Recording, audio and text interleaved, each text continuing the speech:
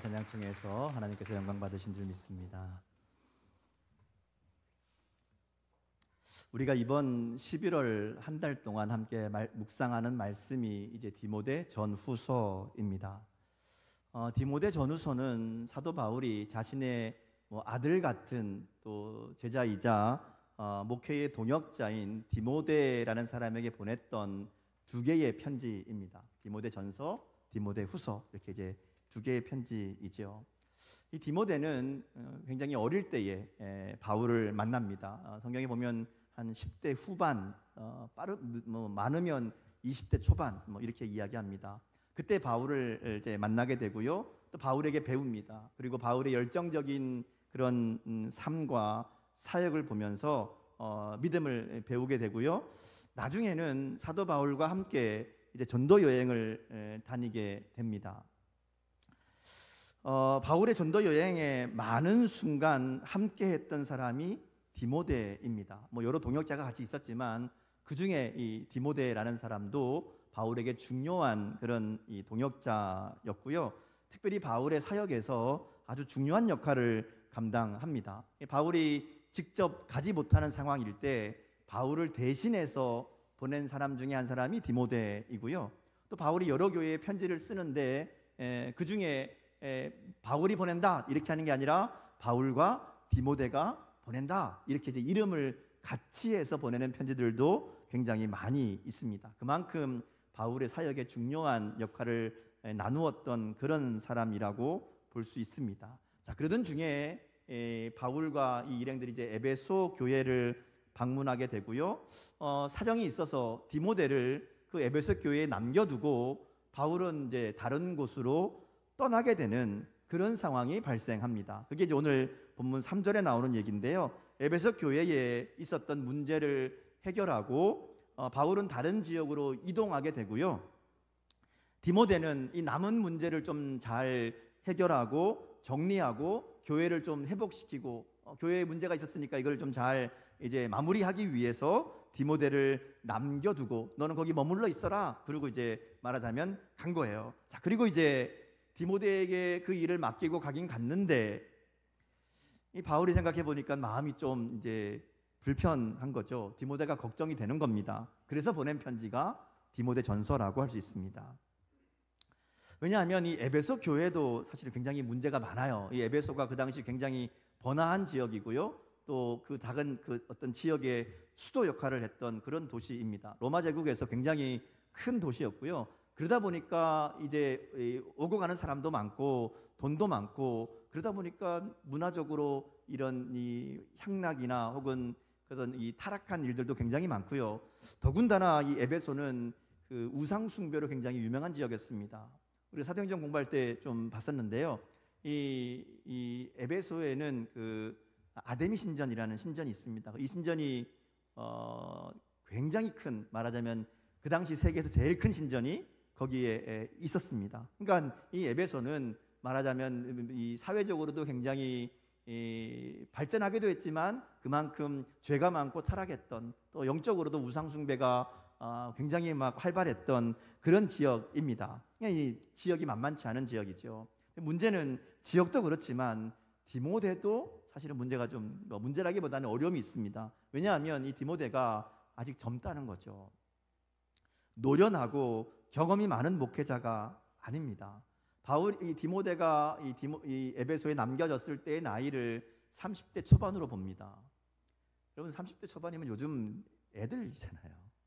그렇죠? 근데 그렇다고 해서 오랫동안 많은 어떤 경험이 있었던 것도 아니고 그냥 이 바울 따라다니면서 배우고 있었던 그런 상황이거든요. 그러니까 아직 어리고 경험도 많지 않은 디모데에게 이 에베소 교회를 맡긴다는 것이 쉽지 않습니다. 사실 문제가 있는 교회는 노련한 목회자가 가도 문제를 해결하기가 어렵거든요. 근데 이 디모데가 이 일을 해야 되니까 디모데도 걱정이고 바울도 걱정인 거예요. 그래서 바울이 디모데전서를 쓰면서 보면 그런 내용이 있어요. 너의 연소함을 업신여기지 못하게 해라. 나이가 어리다고 너 무시하지 못하도록 잘해라. 이런 얘기하고요. 또 청년의 정욕을 피하라. 그러기도 합니다. 아직 젊으니까 혈기 막 부리지 말고 잘 이렇게 해라. 이런 얘기도 나오고요.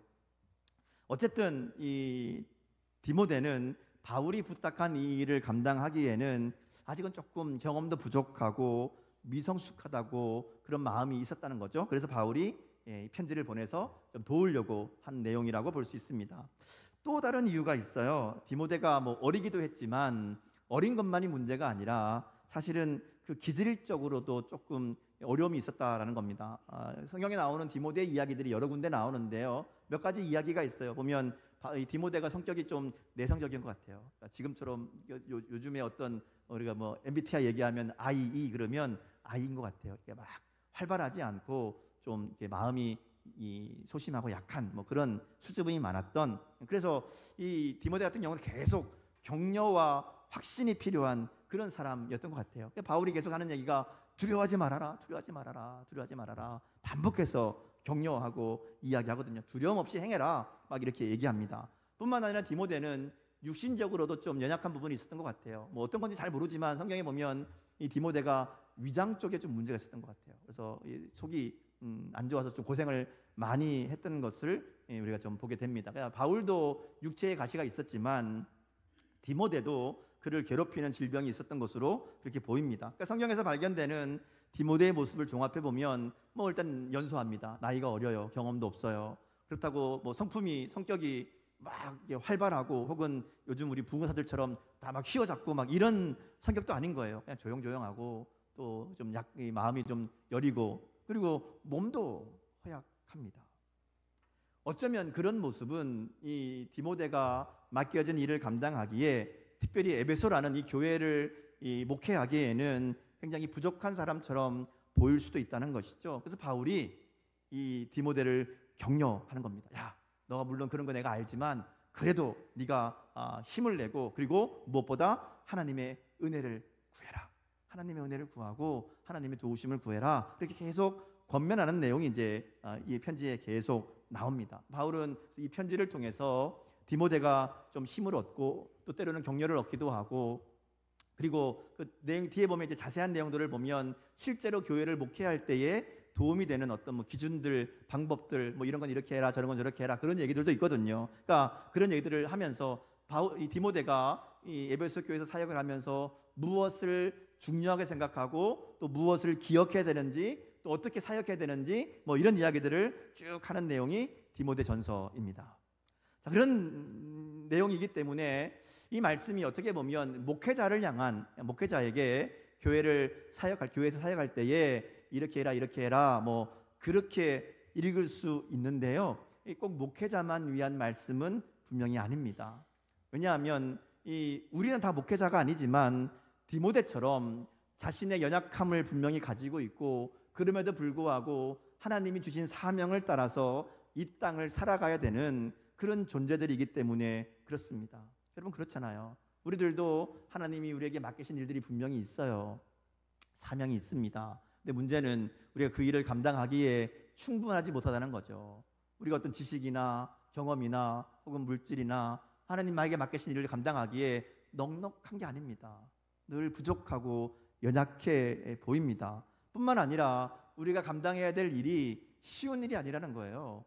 디모데가 에베소 교회라는 큰 어떤 어려움, 그 문제를 해결해야 되는 사명을 맡았던 것처럼 우리가 이 땅을 살아가면서 믿음으로 사명을 감당하기 위해서는 우리가 만나는 문제들이 굉장히 어렵고 힘들고 우리를 두렵게 하는 일들이 굉장히 많다는 겁니다.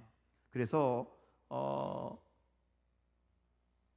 이 세상에서 믿음으로 사명을 감당하기 위해서 이 바울의 편지를 우리가 귀 기울여 들을 필요가 있다는 것이죠. 특별히 아들과 같은 디모데를 향해서 뜨거운 사랑으로 기록한 이 편지는 오늘 하나님의 자녀인 우리를 아들이라고 부르시는 그 하나님께서 그 아버지의 마음으로 우리에게 들려주시는 하나님의 말씀이기도 하다는 겁니다. 말씀을 통해서 우리 가운데 하나님이 들려주시는 음성을 깨닫는 그런 은혜가 있기를 주님의 이름으로 축복합니다. 자, 내용을 좀 보겠습니다.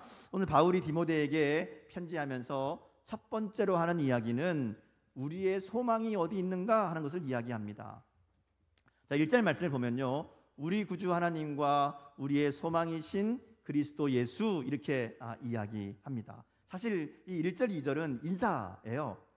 이 서신서 편지를 보면 이런 인사들로 주로 시작합니다. 1절도 그런 인사다, 뭐 그냥 뭐 당연히 하는 인사 아니냐 이렇게 넘겨버릴 수 있지만, 이 인사의 내용을 보면요, 그 말 속에 우리가 정말 중요하게 생각해야 되는 것들이 담겨 있습니다. 사도 바울이 이 인사를 첫 마디를 시작하면서 이야기하는 게 뭔가 하면, 우리의 소망은 그리스도 예수이시다, 이렇게 얘기하는 겁니다.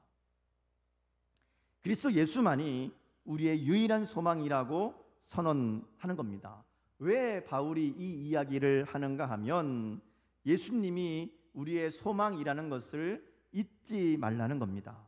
지금 디모데는 사실은 뭐 혼자 이 말하자면 앞에 벌어진 상황을 감당해야 되는 형편입니다. 그동안에는 바울이 옆에 있었잖아요. 그러니까 바울에게 물어보거나 바울에게 도움을 청하거나 바울이 어떻게든 해결해 줄 수 있으니까 뭐 그렇게 믿고 하면 되는 거였거든요. 근데 지금은 바울이 직접적으로 옆에서 도와줄 수 있는 상황이 아닙니다. 아까 말씀드린 것처럼 디모데가 준비됐거나 혹은 어떤 강인한 사람이 아니기 때문에 바울도 없고 혼자 이 일을 해결해야 되는데 뭐 여러 가지 염려가 생기죠. 내가 잘할 수 있을까? 이 교회의 이 문제들을 해결할 수 있을까? 두려운 마음이 생길 수밖에 없다는 거죠. 그러니까 바울이 이해하는 거예요. 나의 소망은 오직 예수님밖에 없다, 이렇게 얘기하는 거예요. 자, 왜 이 얘기를 할까 생각해 보면요, 디모데 입장에서는 아까 말씀드린 것처럼 바울이 위대한 스승이고 뭐 감히 흉내내기도 어려운 그런 믿음의 사람이거든요. 그러니까 바울이 있을 때는 괜찮았는데 바울이 없으니까 내가 어디에 소망을 두고 누구를 의지하고 해야 될까, 이런 마음이 생길 수밖에 없다는 거죠. 그런데 바울이 하는 얘기가 뭔가 하면, 나의 소망은 예수님이다, 너의 소망도 예수님이다, 이 얘기를 하는 거예요. 네가 의지할 것, 네가 바라볼 것 내가 아니라, 다른 사람들이 아니라 예수님이다. 우리의 소망은 오직 예수님밖에 없다. 그러니까 그 소망 대신 예수님을 바라봐라. 내가 지금 이렇게 열정적으로 열심히 사역을 감당하고 네가 보기에 잘하는 것 같아 보일지 모르지만, 내가 이 일을 감당할 수 있는 것은 나의 소망 대신 예수님 때문이다, 이 얘기를 하는 거예요. 그러니까 너도 문제를 두려워하지 말고, 내가 없다고 아쉬워하지 말고, 우리의 유일한 소망 되시는 예수님을 바라보자. 너도 그렇게 바라봐라, 그런 거예요. 1절 말씀이 그러니까 걱정하지 말아라. 하나님은 우리의 구원자이시고 예수님은 우리의 소망 되시는 분이다. 그러니까 그 예수님만 바라봐라, 이런 고백이자 격려라고 할 수 있습니다. 오늘 우리의 삶에도 예수님이 유일한 소망이신가를 생각해 봐야 됩니다. 여러분의 유일한 소망은 예수님이 맞으십니까? 정말 맞으십니까? 때때로 아닌 경우가 많죠. 세상 사람들처럼 돈이 소망일 때가 있습니다. 내가 돈만 있으면, 이 돈 문제만 해결되면 내가 행복할 것 같은데, 내가 아무 문제 없을 것 같은데, 이 돈이 소망인 거예요. 외모가 소망입니다. 제 얘기 아닙니다. 내 키가 10cm만 컸으면 뭐, 외모가 소망인 사람들이 있습니다. 자리가 소망이 되기도 하고요, 학벌이 소망이 되기도 합니다. 좋은 대학만 들어가면, 남들이 인정하는 대학만 들어가면 인생의 모든 문제가 다 해결될 것 같이 거기에 소망을 두고 살아가는 사람들이 있습니다. 직장이 소망이 되기도 하고요, 자격증이 소망이 되기도 합니다. 이런 것들이 나의 구원이라고, 나의 소망이라고, 그것을 얻기 위해서, 그것을 위해서 그야말로 목숨을 걸고 달려가고 있지는 않는가. 그게 바로 우리의 소망이 무엇인가를 보여주는 겁니다. 여러분, 사는데 그런 거 필요 없다는 얘기 아닙니다. 있으면 좋아요. 근데 그게 인생의 목적이 되고, 그것이 내 삶을 구원할 수 있다, 그것이 내 삶을 행복하게 만들 수 있다, 이것만 있으면 내 삶이 아무 문제가 없을 것이다, 이렇게 착각하고 있는 것은 아닌가 하는 겁니다. 우리의 유일한 소망은 예수님밖에 없습니다. 오늘 우리가 세상 속에서 두려워하며 흔들리는 우리들에게 다시 한번 예수 그리스도로 소망을 삼으라고, 주님만이 유일한 소망이시라고, 주님만이 우리의 유일한 구원이시라고 말씀하는 겁니다. 오늘 이 말씀 앞에 우리가 분명하게 기억할 것은 내 소망은 오직 예수님밖에 없다. 예수님만이 나의 유일한 구원이시고 소망이시고 예수님만이 나의 행복의 이유가 되신다. 분명하게 선포하며 살아가는 저와 여러분 될 수 있기를 주님의 이름으로 축복합니다. 자, 그 다음 나오는 얘기 보면요, 바울이 우리의 소망 되시는 예수님을 이야기하면서 그 예수님이, 우리의 소망 되신 예수님이 우리를 이 땅에 보내셨다 이렇게 얘기합니다. 1절 하반절 말씀에 보면 바울이 뭐라고 그런가 하면 자신을 예수님의 명령을 따라 된 사도 이렇게 이야기합니다. 자신은 어떤 존재인가 하면요, 예수님의 명령을 따라서 사도가 된 사람, 예수님의 명령을 따라 보내심을 받았다 이렇게 이야기합니다. 사실 신약 시대의 사도 그러면 예수님의 12제자를 이야기합니다. 그렇죠? 예수님께 직접 배웠던 그 제자들을 사도라고 얘기하는데 이 바울은 자신도 사도라고 얘기합니다. 왜냐하면 다메섹 도상에서 예수님을 직접 만났고 예수님이 나를 직접 사도로 보내셨다. 이게 이제 바울이 늘 이야기하는 내용입니다. 왜냐하면 이건 사도 바울 자신의 정체성이자 사명이기 때문에 그렇습니다. 이방인들을 위한 사도로 자신을 부르셨다는 그 사명, 그것이 그 인생의 목적이었고요, 그 인생의 목적이 주님 주신 것이라는 이 분명한 확신을 가지고 그는 평생 동안 사명을 따라 살아갔다는 겁니다. 이게 중요하다는 거예요. 바울은 세상에서 자랑스럽게 여길 만한 것들이 많이 있었죠. 뭐 좋은 혈통도 있었어요. 학벌도 굉장히 좋았습니다. 또 그 당시에 모든 사람들이 부러워하는 로마의 시민권도 가지고 있었습니다. 근데 바울이 뭐라 그런가 하면 이게 다 나에게 아무것도 아니다, 헛된 것이다. 근데 바울이 양보하지 않는 것, 타협하지 않는 것, 무슨 일이 있어도 이거는 내가 꼭 붙들고 있는 것, 그게 있었어요. 그게 뭔가 하면 그리스도가 나를 보내신 사도라는 것. 그래서 바울이 사도라는 것에 대해서 부정하거나 의심하는 자들을 향해서 바울이 때로는 분노하기도 하고요, 때로는 논쟁도 맞이하지 않습니다. 나는 분명히 예수님이 보내신, 예수님의 사명을 맡은 사도다. 예수님이 나를 구원하셨고 예수님이 나를 직접 복음의 증인으로 이방인들을 위해서 보내셨다. 이게 바울이 늘 주장하는 얘기거든요. 왜냐하면 그것이 바울의 유일한 존재의 목적이고 삶의 이유였기 때문에 그렇습니다. 그 얘기를 지금 하는 거예요, 디모데한테. 왜 그 얘기하는가 하면, 야, 예수님이 나를 사도로 삼으셔서 보내신 것처럼 너도 지금 예수님이 그곳에 보내셨다, 이 얘기하려는 거예요. 여러분, 디모데의 마음을 한번 생각해 보세요. 얼마나 복잡했겠습니까? 어쩔 수 없이 에베소에 남긴 남았는데 상황이 어렵잖아요.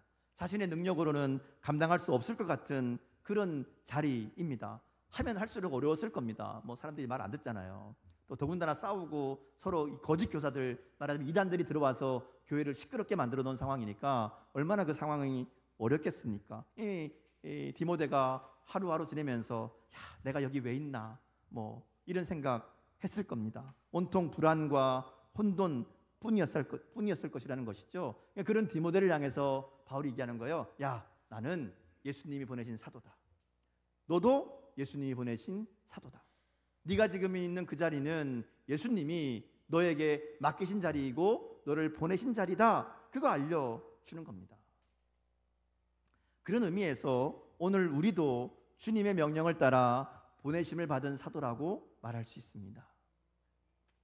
왜냐하면 주님은 우리가 사는 그 자리, 우리의 가정, 우리의 직장, 우리의 이웃들 그 자리에서 주님의 복음을 나타내며 전하고 살라고 우리를 보내셨기 때문에 그렇습니다.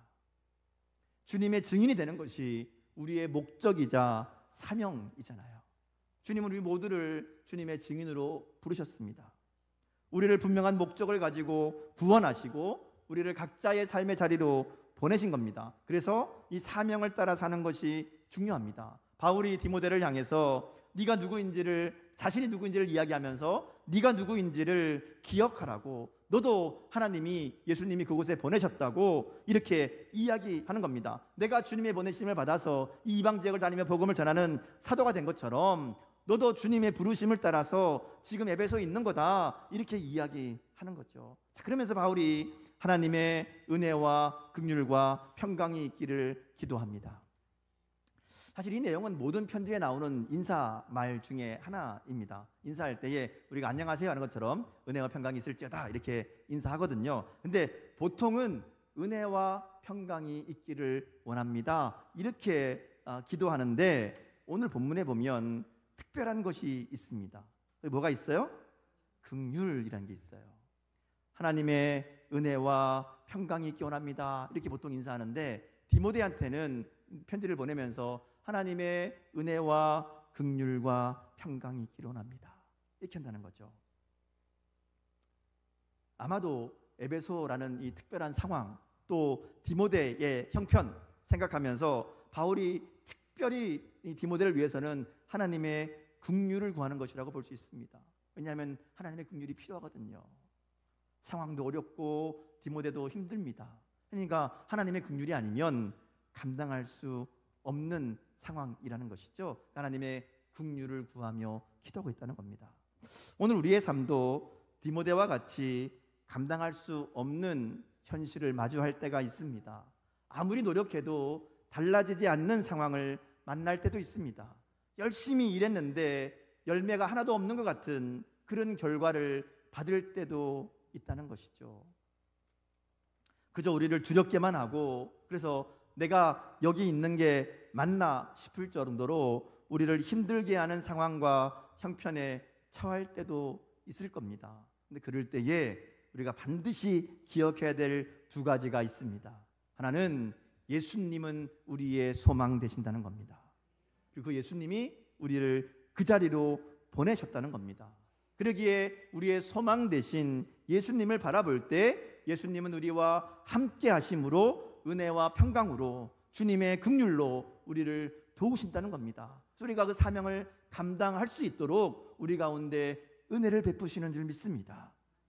오늘 바울이 디모데에게 이것을 이야기하는 거예요. 너 이거 꼭 기억해라. 다른 거 다 잊어버려도 이거 꼭 잊지 말아라. 이렇게 이야기하는 겁니다. 자, 그러면서 이제 이어지는 말씀을 보면 디모데에게 구체적으로 해야 될 일들에 대해서 이야기합니다. 3절부터 뒤에 나오는 얘기들이 이제 여러 가지 내용들이 나오는데, 오늘 그중에 우리가 읽은 3절에서 11절 말씀은 사실은 바울이 디모데를 에베소에 남겨둔 이유이자 그가 이 신앙생활을 하면서 또 목회하면서 꼭 기억해야 될 가장 중요한 진리를 이야기하는 것이라고 볼 수 있습니다. 먼저 3절 말씀을 한번 같이 보겠습니다. 3절 다 시작.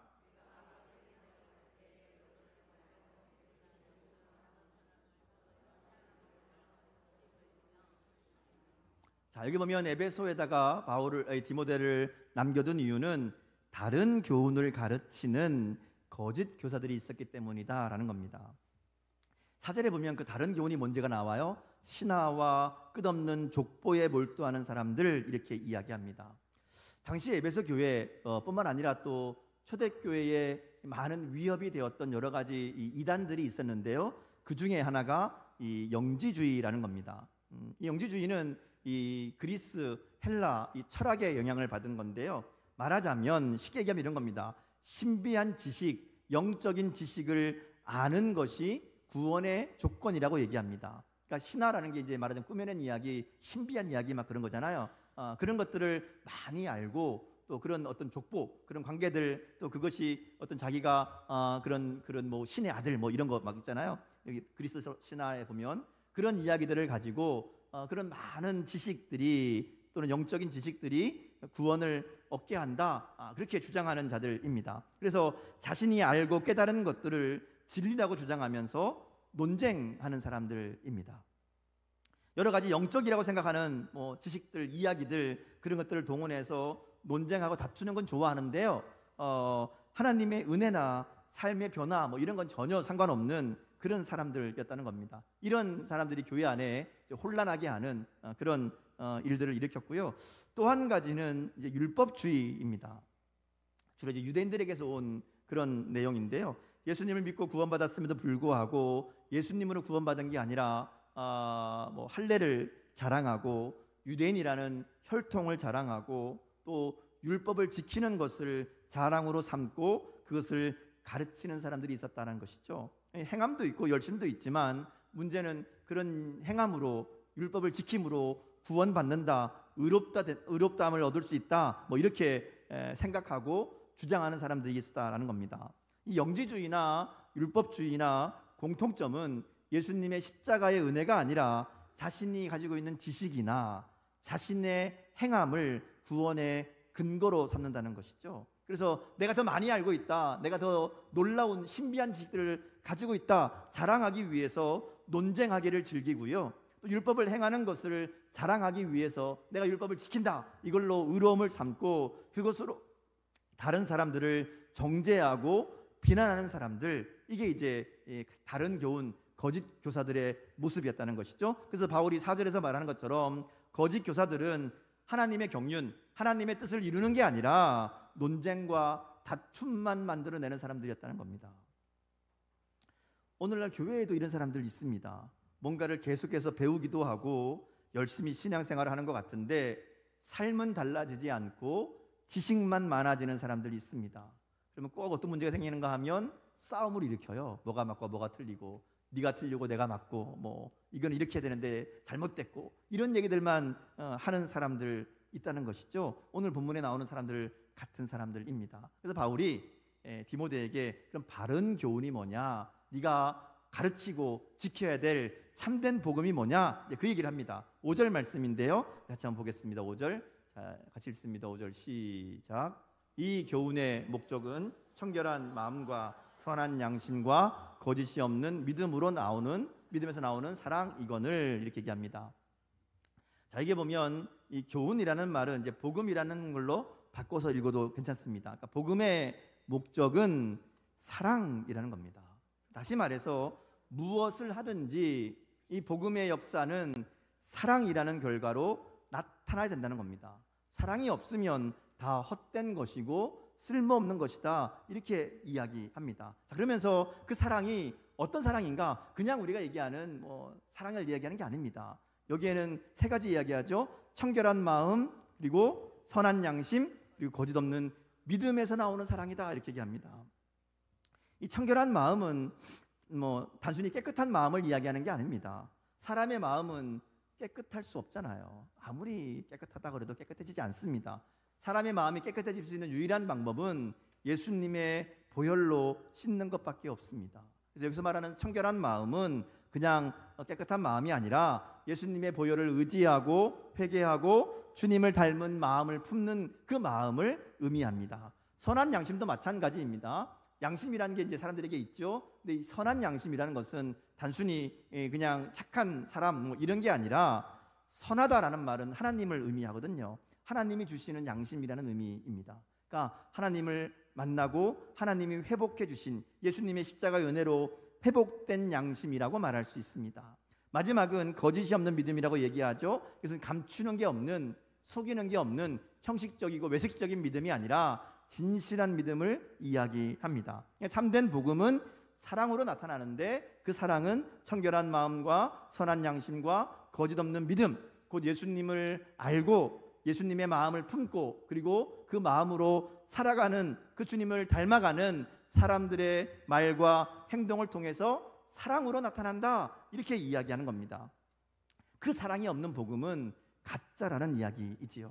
자, 그러면서 6절과 7절에 보면 참된 복음에서 벗어난 자들은 쓸모없는 헛된 말만 늘어놓으며 율법의 선생이 되려고 한다, 이렇게 얘기합니다.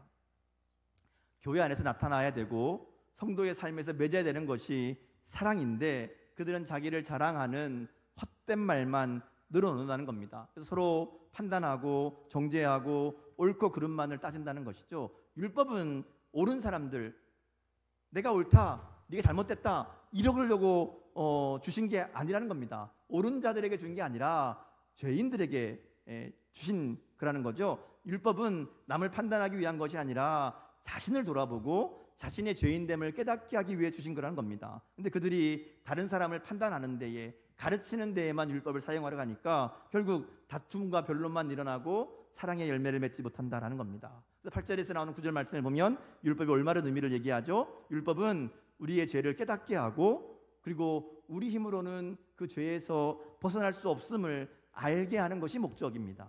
율법을 통해서 우리가 죽을 수밖에 없는 자들이라는 것을 깨닫게 하고요, 하나님의 은혜가 아니면 해결할 수 없다는 것을 알게 하는 것이 율법의 목적입니다. 그래서 율법을 통해서 우리의 죄인됨을 깨닫고 하나님을 바라보게 하는 것, 이게 율법을 주신 이유라고 할 수 있는 거죠. 바울이 그 얘기를 하는 겁니다. 자, 그러면서 마지막 나오는 이야기가 자신이 전하는 복음, 예수님이 맡기신 복음을 하나님의 영광의 복음이라고 11절에서 이야기합니다. 하나님의 영광의 복음이라는 말은 우리가 믿고 전하는 이 복음이 하나님의 영광을 드러내야 한다라는 말입니다. 앞에서 나온 말씀이랑 연결해 보면 깨끗한 마음과 선한 양심과 거짓 없는 믿음에서 나오는 이 사랑을 통해서 확인되는 것이 진짜 믿음이고요. 그래서 그 믿음을 통해서 그 복음을 통해서 하나님의 영광을 드러내야 된다라는 겁니다. 그게 참된 복음을 알고 믿는 자들의 모습이라는 겁니다. 우리가 한 해를 정리하는 이 11월에 이 디모데 전후서를 묵상하게 하는 것은 마치 바울이 디모데에게 편지를 보내듯이 하나님이 우리에게 편지를 보내신 것이라고 생각할 수 있습니다. 두려울 수밖에 없는 현실, 믿음으로 살아가는 것이 힘들고 어렵게 여겨지는 이 시대 가운데 우리의 유일한 소망이신 예수님을 다시 한번 기억하라고, 우리는 주님의 은혜로 구원받고 영원한 생명을 얻고 또 주님의 사명을 위해 부름받은 사람들이라는 것을 잊지 말라고 오늘 이 말씀 우리 가운데 들려주시는 줄 믿습니다. 그러기에 오늘 우리의 삶의 자리에서 하나님의 영광의 복음을 따르는 삶이 되어야 됩니다. 복음에 담긴 하나님의 사랑을 증거하고 또 우리의 말과 삶에서 주님을 닮은 사랑이 나오게 해야 된다는 것이죠. 사랑의 열매를 맺는 삶이 오늘 우리가 살아가는 사명이라는 겁니다. 하나님이 우리를 이 땅에 보내셔서 우리의 삶의 자리에서 우리의 배우자에게, 우리 자녀들에게, 우리의 이웃과 직장 동료들에게, 또 교회 성도들에게 우리의 삶에서 주님을 닮은 사랑의 열매들을 나타내는 것, 사랑으로의 말과 사랑의 행동을 드러내는 것, 그게 바로 우리를 이곳에 보내신 사명이라는 겁니다. 그리고 그게 있어야 우리가 진짜, 우리의 믿음이 진짜라는 증거고요, 우리가 주님이 주신 사명을 따라 살아가는 삶이 되는 줄 믿습니다. 아무리 삶이 힘들고 어렵다고 해도 이 땅에서 믿음으로 사는 것이 불편하고 또 미련해 보인다 할지라도 그것이 우리를 부르신 주님의 사명이기에 우리를 부르신 그 사명을 따라 이 땅 가운데 사랑을 실천하는, 사랑의 삶을 살아가는 저와 여러분 될 수 있기를 주님 이름으로 축복합니다. 기도하겠습니다.